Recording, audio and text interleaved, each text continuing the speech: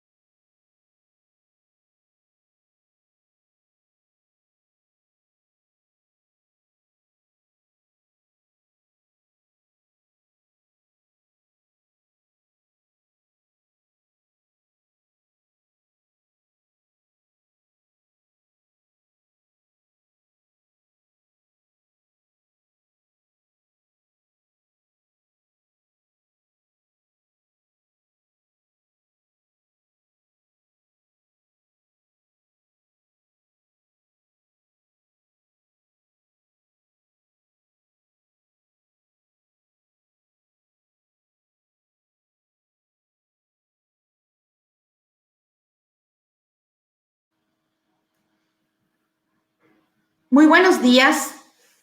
Es un gusto para mí el darles la bienvenida a todos ustedes a este Día Inteligente en Ciberseguridad, que les hemos preparado múltiples ponencias de gran interés. Y para dar comienzo a este evento, permito primero agradecer a nuestros patrocinadores y a los conferencistas de todas estas organizaciones que nos regalan su tiempo y sobre todo su experiencia en el área de ciberseguridad. Para dar inicio a nuestro programa, invito a la directora general del Consejo de Software de Nuevo León, la ingeniera Ángeles Vela, para que dé la bienvenida. Buenos días a todos. Es un placer para mí estar en este otro día inteligente enfocado a la ciberseguridad. Y a nombre del Consejo de Software de Nuevo León, CISOC Monterrey, del grupo, todo el grupo del Comité de Ciberseguridad, del clúster, de la iniciativa Nuevo León 4.0, del área de capital humano, les doy la más cordial bienvenida a este día inteligente enfocado a la ciberseguridad, un tema que nos atañe y actualmente nos ocupa en toda la sociedad en México. Y bueno, como bien decían por aquí, va a ser una mañana muy rica, muy productiva en temas de ciberseguridad. Quisiera mencionarles solamente algunos que tenemos por aquí. Vamos a hablar del perito forense Historias de Terror, que es un tema bastante importante en estos días.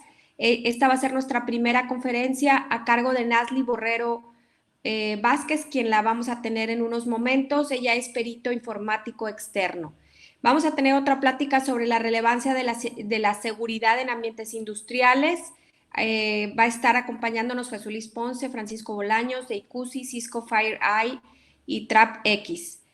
Además, vamos a tener otro panel sobre la pyme cibersegura a cargo de Ángeles Arce y Mateo Martínez de Spring Labs, Krav Maga y Krav Maga Hacking. Y por último, vamos a tener una conferencia magna acerca de la ciberseguridad desde el Centro Vasco de Ciberseguridad. Ellos ya tienen muchos años trabajando con este tema y nos van a compartir sus experiencias desde País Vasco. Pues muchas gracias, como bien decía Ileana, a todos los organizadores, porque sí se llevaron varios meses preparando este día, trayéndoles los temas más adecuados y los conferencistas más expertos en los temas para que ustedes tengan la información de primera mano, lo que está pasando en el mundo. Y bueno, pues no me queda más que decirles que disfruten esta mañana con el Día Inteligente de Ciberseguridad. Sean todos ustedes bienvenidos. Muchísimas gracias, Ángeles. E invitamos ahora a Nasli Borrero Vázquez a que nos acompañe en este escenario. Nasli es actualmente CIO de la compañía IT Service and Beratung SAS. Es directora de Colombia Cibersegura y directora de la Fundación Saving Cyber Children Colombia. Pertenece a la Federación Internacional de Comercio Electrónico y Economía Digital en México como coordinadora en seguridad digital. Cuenta con entrenamientos en ciberseguridad por parte de la Organización de Estados Americanos. Es autora de varios artículos técnicos y de los libros A un clic de enredarse, Fronteras invisibles de la ciberseguridad, A un clic de enredarse recargado y Cliquea y procede mejor. Asimismo, es investigadora de ciberacosos en Latinoamérica y juegos de reto, drogas adictivas y sus efectos. Nasli, muchas gracias por acompañarnos. Este escenario es tuyo. Nasli, tienes Hola, muy que buenos días. manifestar. ¿Cómo está? Muchísimas gracias por la invitación. De verdad, ha sido un placer. Muchas gracias a CSoft MTY. Muchísimas gracias por esa invitación.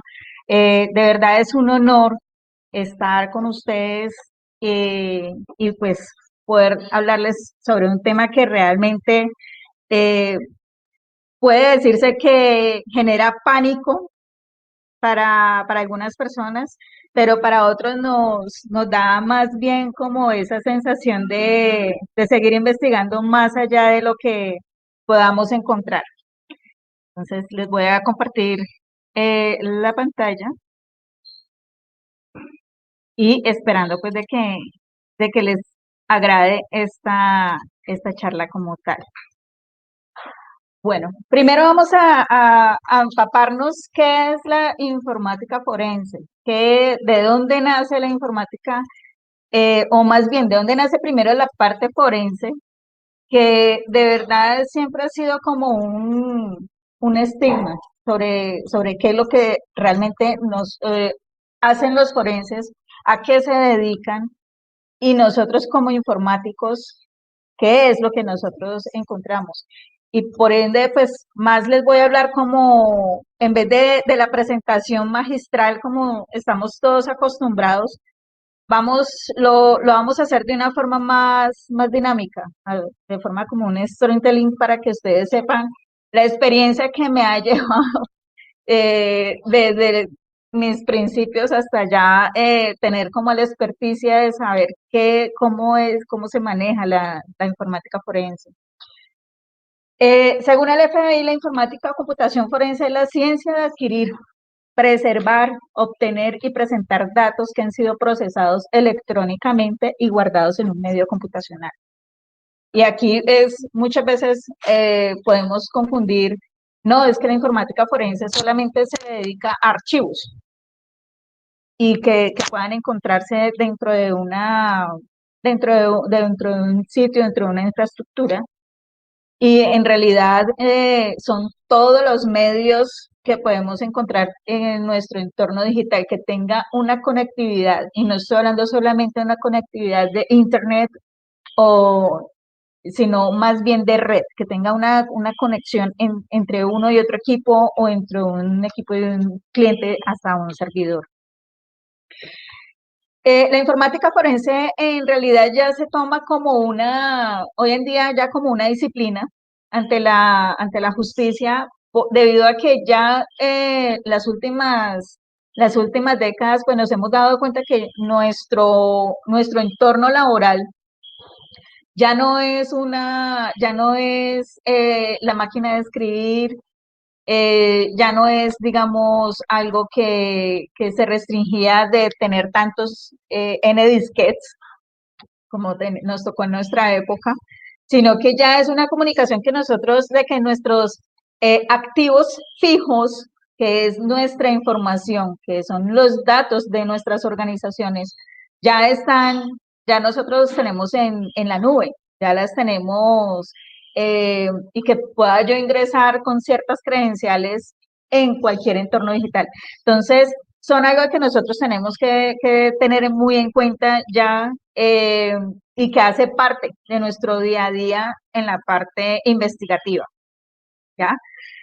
Eh, Aquí lo que nosotros como informáticos forenses nos toca enfrentarnos todos los días a nuevas herramientas, tenemos que enfrentarnos todos los días a nuevos equipos, software, aplicaciones, e incluso las técnicas que estén utilizando los intrusos informáticos. O sea que no solamente encontramos al forense que se dedica a aprender de, de, de cómo cae, si una persona tuvo un homicidio, o un suicidio, si realmente la forma en que cayó, si cayó boca abajo, si cayó boca arriba, si la persona la parte de balística, o sea, tiene una cantidad de cosas que ya en la parte de los entornos digitales también nos toca pensar como ciberdelincuentes.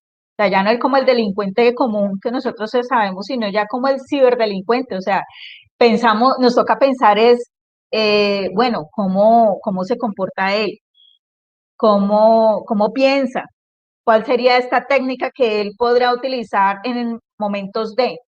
Si van a hacer digamos, una fuga de información, o sea, cómo pensará un delincuente sobre eso, un ciberdelincuente? Entonces, eh, todos los días, pues, nos tenemos que enfrentar a este tipo de cosas y que nosotros, bien o mal, tenemos que pensar que todos, absolutamente todos, son ciberdelincuentes, hasta las personas que trabajan en nuestras organizaciones, que son delincuentes informáticos, como para no llamarlos como tan grande, ¿no? Entonces, básicamente, cuando pensamos sobre todas las intrusiones que pueda tener un delincuente informático, vemos como cuál será el garante real. O sea, cuál es la evidencia que realmente yo puedo extraer y que pueda aportar para un determinado caso. Entonces, obviamente tenemos que ser muy expertices y tenemos que, como siempre, pensar más allá de lo que pueda imaginarse un forense o eh, un ser delincuente, perdón. Como ustedes pueden ver, aquí traigo ustedes pueden decir, bueno, yo aquí eso lo veo igualito. O sea, computación forense, computer forensics, forense en redes, network forensics, forense digital, digital forensics. Ustedes me dirán, o sea, o sea, es lo mismo, ¿ya? Pero no. En realidad, el- este tipo de definiciones que tenemos que tener muy en cuenta es de que la una o sea, se puede utilizar para varios tipos. Por ejemplo, podemos utilizarlo para la computación forense, la parte lógica, de la parte de la información como tal, de la que nosotros llevamos. En Network Forensics es la que nosotros nos encargamos de toda la infraestructura de redes, ¿ya? O sea, cómo va la comunicación, cómo fue su comunicación, cómo fue su, trans, su transporte de los datos, cómo realmente se encuentra la organización y por qué pudo tener esa intrusión, ¿ya? Y el forense digital es prácticamente a lo que nosotros nos enfocamos es a los entornos digitales, ¿ya? Entonces, la una lleva a la otra y la otra lleva a la otra y la otra lleva a la otra. O sea, es la importancia que puede llevar cada una y, y que cada una se enlaza y que nosotros podemos decir, yo pensé que esto solamente, o sea, todas eran iguales y en realidad no lo es y es de mucho cuidado, es de mucha atención. Y ya les digo el por qué la atención y por qué nosotros les reitero, les llamamos como las historias de terror forenses. Entonces, eh, y, y es hasta gracioso porque muchas personas me dicen, bueno, ¿por qué historias de terror? Ustedes por lo menos no van a la calle y no van a encontrar, digamos, un cadáver o algo por el estilo. Pero básicamente vamos a ver, o estamos viendo un tipo de delincuencia que ustedes en las organizaciones ni se alcanzan a imaginar y que los peligros que puede llevar a una persona, a una organización. Y el peligro es tan eminente que en muchas ocasiones eh, podemos estar hasta en la quiebra, ¿ya? ¿Por qué la importancia de la informática forense? Y es debido a que nosotros nos volvemos cada vez mucho más importantes eh, en el ámbito organizacional. ¿Ya? Porque es que no es solamente, podemos decir, no, es que la fuga de información y yo eso lo entrego a la policía cibernética, pero en muchas ocasiones nosotros mismos podemos realizar una forense dentro de nuestras organizaciones, una evidencia, o sea, que para nosotros poder como adelantarle y poderle apoyar a la policía cibernética, bueno, eso fue lo que nosotros recolectamos. Aquí está toda la evidencia digital y aquí está toda la parte forense, o sea, lo que nosotros llevamos como reglas dentro de nuestras organizaciones. Y es lo que nosotros en muchas ocasiones no lo tomamos como importante en nuestras organizaciones. ¿Y por qué? Porque es que el área de oficial de ciberseguridad o el oficial de seguridad informática, en muchas organizaciones todavía estamos evidenciando que ese oficial es el todero. O también se evidencia de que es un gasto, ¿ya? Y hoy en día tenemos que ser muy claros y tenemos que ser muy realistas. Ya nuestros activos fijos en nuestras organizaciones no es el desktop, no es la laptop, no es un escritorio, no es el mouse, no, eso ya no es nuestro activo fijo.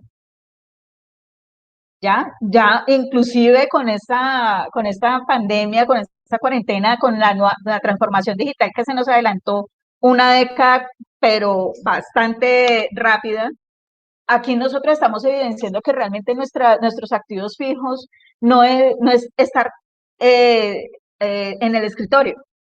Nuestros activos fijos, el más valioso de todos, es nuestros datos, nuestra información. Ese es el activo que nosotros realmente tenemos que proteger. Y como tenemos que protegerlo a capa y espada, porque con ese que ya estamos funcionando hoy en día, tenemos que ser muy conscientes de invertir, realizar inversiones en esta área de ciberseguridad, oficiales de seguridad de la información, oficiales de protección de datos, ¿ya? Este tipo de oficiales y de personas expertas eh, son necesarias, son necesarias. ¿Por qué? Porque es que todos los días nosotros estamos expuestos a, a robos, a fugas, nosotros, y ninguna organización ya está exenta de, de tener este tipo de personas, es decir, criminales a nuestro lado. O sea, y como les digo, ya no tenemos los criminales de que están al lado con un arma y ya, sino que se nos adhieren los de lógica, los que están detrás de un equipo, los que están dentro de una red. Por X, Y, Z equivocación de alguno de nuestros colaboradores o de nuestras malas infraestructuras o de nuestras malas prácticas eh, organizacionales cibernéticas. ¿Ya? Entonces, por ende, es uno, el forense informático es uno de los más importantes eh, de la organización. ¿Cuáles son los tres objetivos más importantes en la informática forense? La compensación de los daños causados por los criminales o intrusos, la persecución y procesamiento judicial de los criminales y la creación y aplicación de medidas para prevenir casos similares. Y como les digo, o sea, los objetivos de un informático forense son tan claros, pero también eh, son muy concretos en decir, mira, nosotros realizamos esto, nosotros estamos prácticamente en la parte investigativa y la parte de investigación no es solamente cuando nosotros hacemos prácticas de vulnerabilidad organizacional, sino lo que les digo, o sea, es la práctica de cómo se está comportando nuestros colaboradores en en nuestras organizaciones. Si ellos mismos han colaborado para realizar daños, ¿ya? Si han abierto, si ellos han violado algún protocolo, alguna política de nuestra organización en la seguridad de la información. Y que lo más común es de que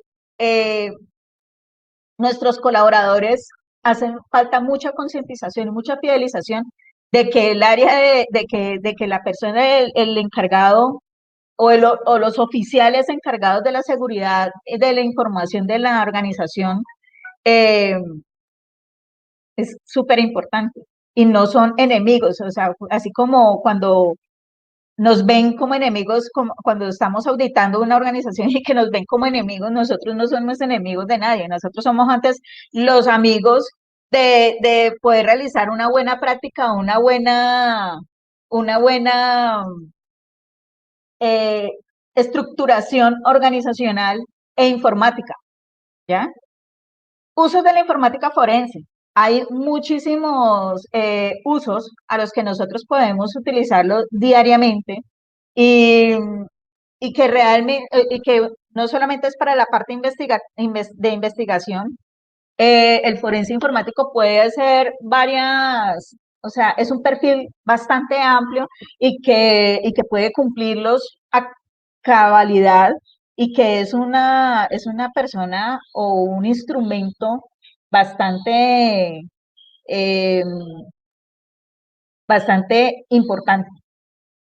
Tenemos el prosecución criminal, que es el que más conocemos del informático forense, una litigación civil, cuando ya tenemos forma, o sea, que nosotros estamos acreditados o estemos certificados como forenses y podemos realizar litigaciones según las normativas de los países, ¿no? O sea, en mi caso como colombiana, yo lo puedo realizar, ¿ya? Investigación de seguros, que es la que más fraude, la que es una de las líneas donde más fraude se encuentran y es debido a las malas prácticas, o más bien de las vivezas de las personas que quieren que hacer suplantaciones informáticas y que creen que uno no, pues no se pueden detectar. Entonces, el forense está en la capacidad, el forense informático está en la capacidad de poder llevar este tipo de investigaciones. Temas corporativos, como lo hablé hace un momento, pues es súper importante tenerlo y, y yo no, o sea, no soy partícipe de que sea una persona contratada en el momento que tenemos el inconveniente, ¿ya? Sino que es una persona que debería de estar de planta. ¿Por qué? Porque es que nosotros todos los días estamos expuestos. Todos los días, desgraciadamente, dañan la cabeza a cualquier colaborador. Y él puede llegar a hacer una detección bastante, eh, digamos, con un tiempo prudencial y que pues nos pueda colaborar, ¿no? Mantenimiento de la ley. O sea, prácticamente es una persona que tiene que estar eh, actualizada. Y cuando hablo de que es una persona que está actualizada, no solamente eh, que esté actualizada de cómo se comporta el cibercriminal o cómo se comporta la otra persona, sino cómo están las leyes, cómo estamos, digamos, frente a otros países, cómo está la ley hoy en día en cuanto a la parte forense. Entonces, eso es de mucho apoyo, ¿ya? Es un apoyo que nosotros podemos tener siempre.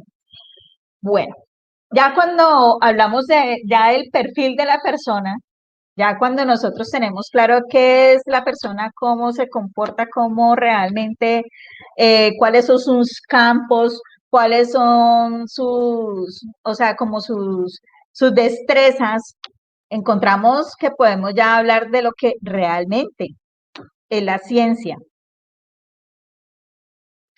Eh, y la ciencia que nosotros hablamos de la ciencia forense, eh, mire como lo que nosotros les platicaba hace un momento. O sea, un forense aporta su entrenamiento para ayudar a los investigadores a reconstruir un crimen y encontrar pistas, aplicando métodos científicos, analiza las evidencias disponibles, crea hipótesis sobre lo ocurrido para crear la evidencia y realiza pruebas, controles para confirmar o contradecir esas hipótesis. Eh, pero lo que nosotros siempre hemos reconocido al forense es como el que recoge y examina huellas dactilares y ADN, ¿ya? Pero realmente ese es el forense, el científico normal, el que sepa de dactiloscopia, el que sepa de balística, etcétera. Pero ya cuando nosotros hablamos de la ciencia forense informática, estamos hablando de que la persona que recupera documentos de un dispositivo dañado y esa recuperación de documentos de dispositivos dañados es algo que uno siempre tenemos que tener mucho cuidado. ¿Por qué? Porque es que cuando se toma una evidencia, cuando se hace o sea, cuando se va a realizar una cadena de custodia, ¿qué es lo que sucede? Eh, Personas no expertas que pueden tomar ese rol por ascenso, por X, Y, Z, eh, cuando se encuentran con el caso de que tienen que recuperar, digamos, algunos archivos en equipos no tanto dañados, sino que también, digamos, han sido eliminados, son personas que pueden ser ingenieros, pero no saben cómo realizarlo, porque nunca han tenido la práctica, nunca han tenido nada de eso. Entonces, eh, muchas veces lo que ocurría en un principio era eso, que se eliminaban y cuando iban a recuperar, pues obviamente se dañaba totalmente, ya definitivamente el, el archivo. Entonces, eso básicamente generó sin sabor al principio de la creación de estos perfiles. Hacer una copia exacta de una evidencia digital Y estos son los famosos espejos que tampoco en muchas ocasiones, muchas personas que también en un principio siempre fueron empíricas, ¿ya?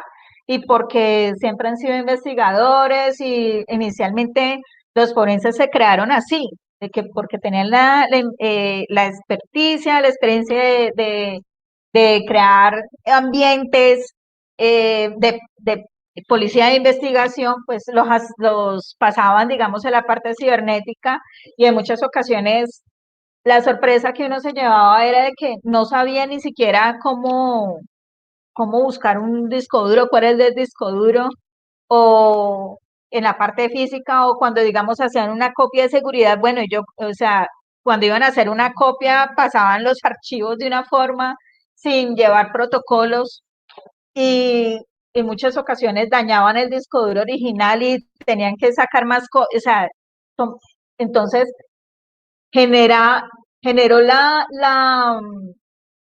necesidad, generó la experticia de decir, bueno, hay que hacer este curso, hay que enseñarles eso, hay que enseñarles como mínimo eh, cómo abrir un computador o cómo tomar una evidencia, cómo sacar un disco duro, cuáles son sus cuidados, realmente cómo realizar una copia exacta de una evidencia sin tener que, digamos, hacerle alguna modificación ni nada por el estilo.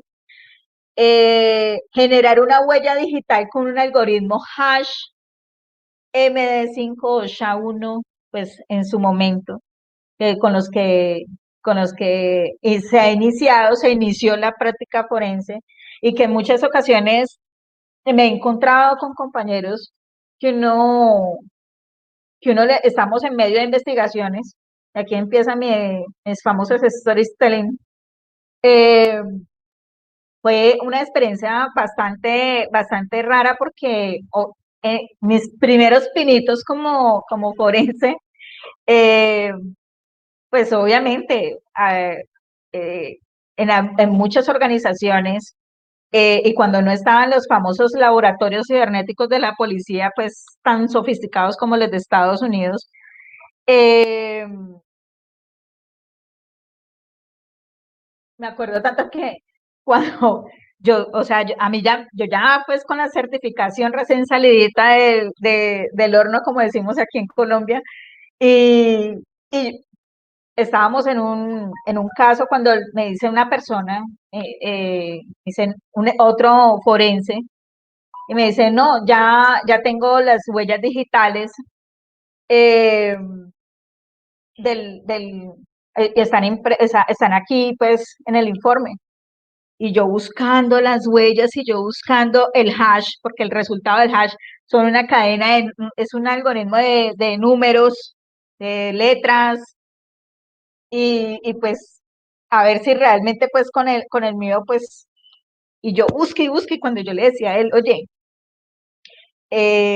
¿dónde están las huellas de estos archivos, de estas fotografías? Porque me interesa que nosotros estemos alineados, porque si no, pues cuando me dice, no, pues estas fueron las que yo encontré, la tiloscopia, y yo, "Mm, no, ven, pero ¿cómo así? ¿Usted dónde sacó eso?". Cuando me dice, no, y no coinciden con las personas, que yo no sé qué, yo, no, o sea, eso pudo haber sido la persona que de pronto se les dañó el disco duro y ellos lo arreglaron y o sea, las huellas dactilares de un archivo es un hash, y mira, de este archivo es este número. Cuando él me decía, yo no sé eso, ¿qué es eso?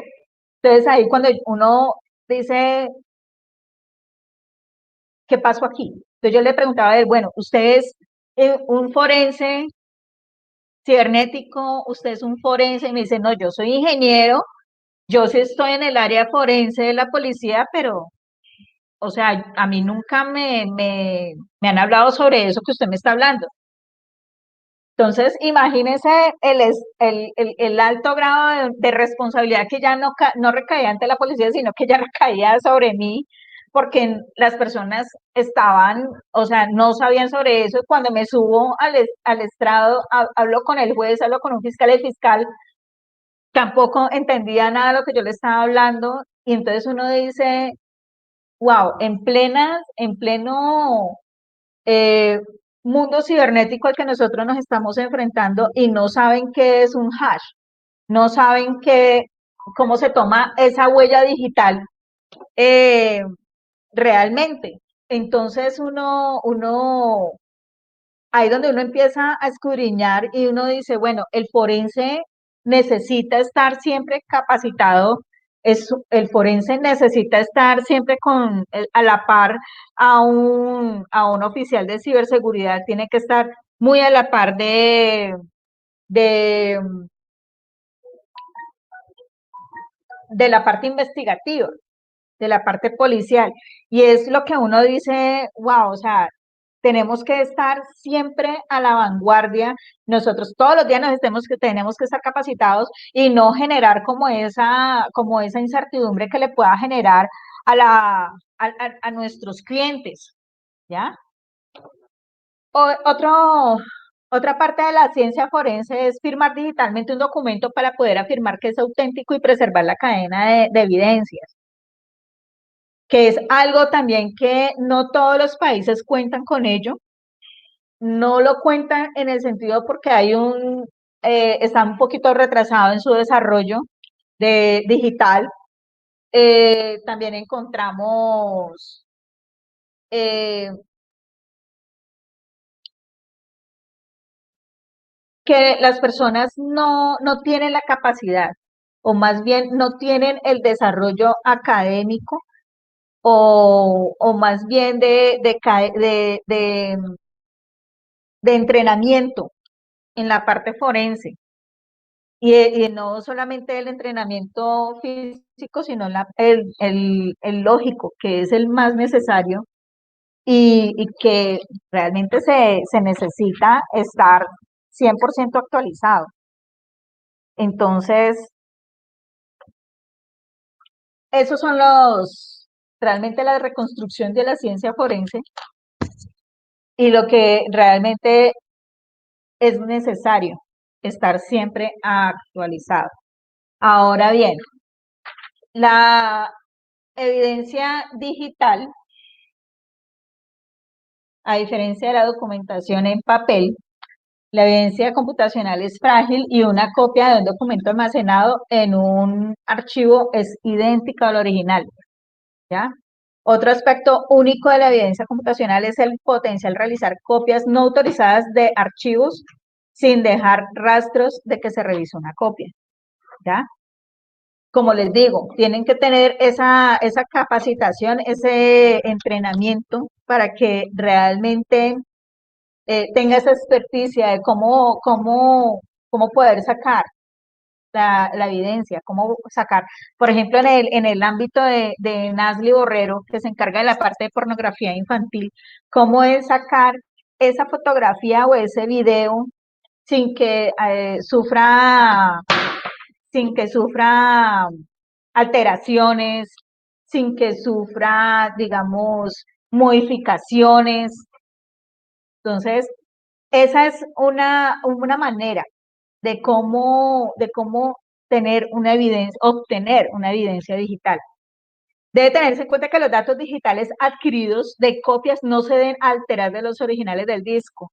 Y es nunca, o sea, cuando nosotros realizamos, vuelvo y me salto, cuando nosotros realizamos un procedimiento y verificamos cómo se obtienen esa cadena de custodia, que llega la persona, el forense, y llega el perito, y cuando llega toda la parte del investigador, cómo tomar la evidencia digital, si es, si el equipo está encendido, si el equipo está sin contraseña, realizar los respectivos videos, fotografías, la toma de información, cómo llegar a esas carpetas. O sea, es es un procedimiento muy minucioso que uno tiene que realizar. Es un procedimiento de mucho cuidado, de mucho amor. O sea, aquí es donde nosotros, o sea, tenemos que ver que lo que nosotros estamos eh, buscando, es algo de nuestro interés, algo importante y que nosotros tenemos que cuidarlo como si fuera un bebecito, pero un bebecito digital, ¿ya? Entonces, ¿cómo se toma esa evidencia? ¿Cómo se toma esa documentación? ¿Cómo se toma eh, esos archivitos?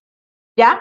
Y cómo ya después se extrae ese disco duro y realizar las copias a espejo para nosotros no alterar ese disco duro original, sino que hacemos como mínimo 2 copias a espejo de ese disco duro, lo volvemos a embalar y que tiene que tener también un embalaje especial para que no sufra golpes, para que no sufra humedad, para que no sufra muchas cosas, hasta de la misma estática, y o sea, cómo realizar estos procedimientos, esas copias, realizar el hash de las carpetas que tú necesitas, de las fotografías que tú necesitas, eh, realizar checksums o toda la parte de los hash, cómo realizar el embalaje, cómo hacer el marcado. Esa es toda la evidencia que uno pueda tener. Ahora bien, ¿cómo las clasificamos?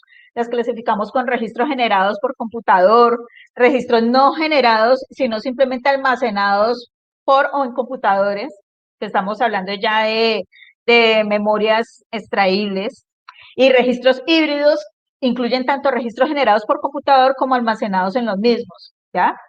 Y este tipo de clasificación nosotros la tenemos que tener súper presente, muy en cuenta y ser muy minuciosos en ellos. Ahora bien, cuando ya tenemos esta clasificación, la manipulación de la evidencia digital, cómo hacer uso de los medios forenses estériles para las copias de información, cómo mantener y controlar la integridad del medio original.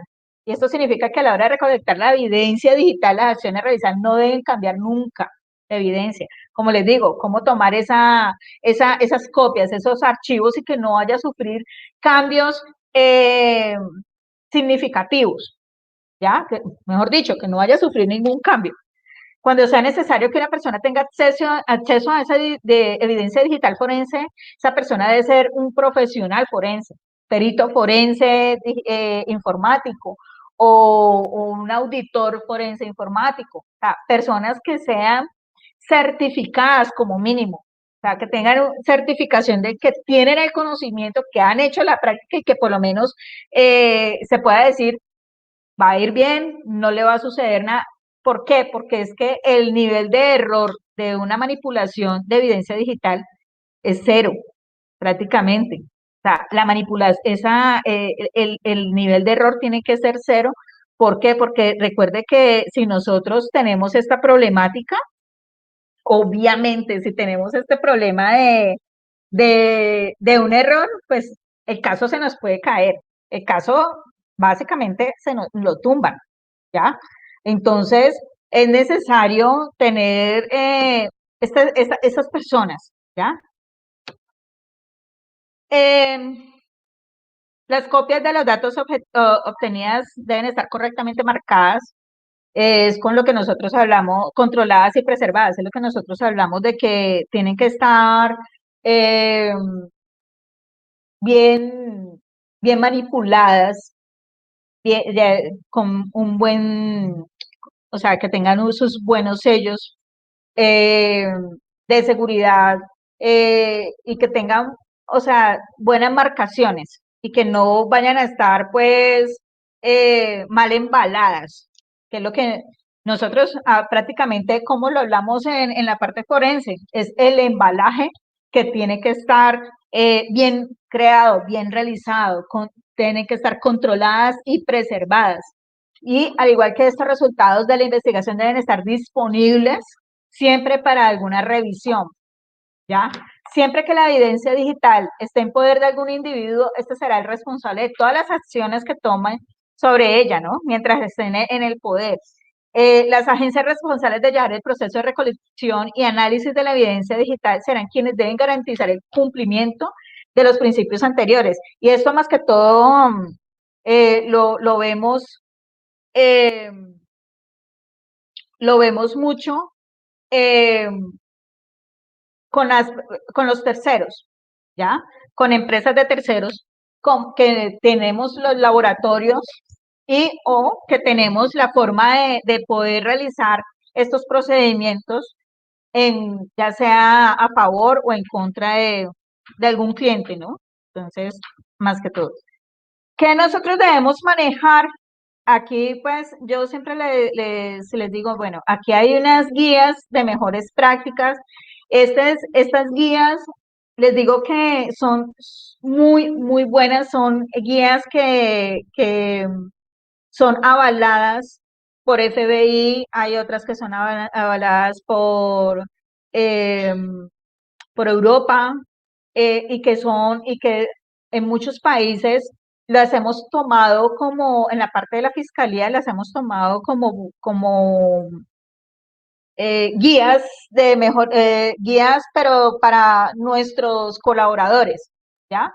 Y que las recomiendo muchísimo y que si ustedes ya como empresarios o como colaboradores quieren implementar un oficial de forense, ya sea un auditor forense o un perito forense informático, este tipo de guías les puede bajar un poquito más del dolor de cabeza cuando ocurra alguna mala práctica de algún colaborador. Por no decir, pues, de que hubo un fraude, un robo, una fuga de información, ¿ya? Guía para recolectar y archivar evidencia. Tenemos la YOSE, que es guía para las mejores prácticas en el examen forense de tecnología digital. Investigación en la escena del crimen electrónico. Recomendadísimo. Esto es del Departamento de Justicia de Estados Unidos. Examen forense de evidencia digital. Cómo se debe realizar. Lo recomiendo también muchísimo. Computación forense, parte de las mejores prácticas. Esta es la guía de Hong Kong. Eh, el ISFS, Information Security and Forensic Society, es también, o sea, hace parte de este libro, de esta guía, y que abre mucho el espectro de cómo realizar cada vez o mejorar cada vez una práctica, y este te habla mucho, no tanto solamente de los equipos de cómputo, sino todo lo que son los smartphones, las tablets, los Smart TV, cuando nosotros tenemos en nuestras organizaciones esos televisores para las salas de espera o televisores para la parte de conectividad, digamos, en juntas, eh, súper bueno. Es muy recomendado. Guía de buenas prácticas para evidencia basada en computadores. Esa es del Reino Unido, que también es muy, muy recomendado. La guía para el manejo de evidencia en IT. Es una guía australiana, es unos estándares que realmente, o sea, uno puede decir, son súper importantes, son, digamos, son guías que una organización y que tenga esta área y que tenga de verdad